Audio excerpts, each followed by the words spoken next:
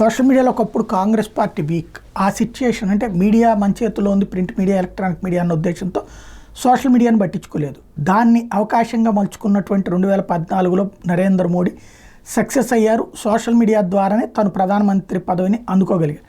అది కంటిన్యూ చేస్తూ ఆయన సాగుతున్నారు. ఈ మధ్యకాలంలో సోషల్ మీడియాలో ఇక్కడ మనం ప్రజల చేత మెప్పించబడేదానికంటే కూడా సోషల్ మీడియా జైంట్స్ని మేనేజ్ చేస్తే సరిపోతుందని భావించినటువంటి రాహుల్ గాంధీ ఏదైతే ఈ సోషల్ మీడియానంతటిని నియంత్రించేటటువంటి సోరోస్ కాబట్టి ఆ సోరోస్ టీంతో స్నేహాలు చేస్తున్న తర్వాత దెబ్బెట్టుండతో రుచి చూస్తున్నారు ఒక్కొక్కళ్ళు. ఇప్పుడు బంగ్లాదేశ్కి సంబంధించినటువంటి ఎవరైతే సలాహుద్దీన్ షోయబ్ చౌదరి ఉన్నాడో కాంగ్రెస్ అధినాయకత్వం మీద కంటిన్యూగా టార్గెట్ చేస్తూ వస్తున్నటువంటి తనకి ఇప్పుడు ఎక్స్ నుంచి ఒక నోటీస్ వచ్చిందట. నీ అకౌంట్ రివ్యూలో ఉంది, నీ మీద కాపీరైట్ వైలేషన్స్ ఉంది, దీని మీద 24 గంటలలోపు నువ్వు వివరణ ఇవ్వకపోతే కనుక నీ అకౌంట్ రిస్ట్రిక్ట్ అవుతుంది అన్నటువంటిది వచ్చిందట నోటీసు. ఈ నోటీసు ట్విట్టరే ఇచ్చింది, ట్విట్టర్ అలియాస్ ఎక్స్. లేదంటే కనుక మరెవరన్నా హ్యాక్ చేయడానికి ఇచ్చారా అంటూ పెడుతూ ఇది నిజమైతే కనుక ఎంతగా భయపడుతున్నారు నన్ను చూసి అన్నటువంటిది నాకు అర్థమవుతుందని చెప్తున్నాడు ఆ బంగ్లాదేశ్ జర్నలిస్ట్.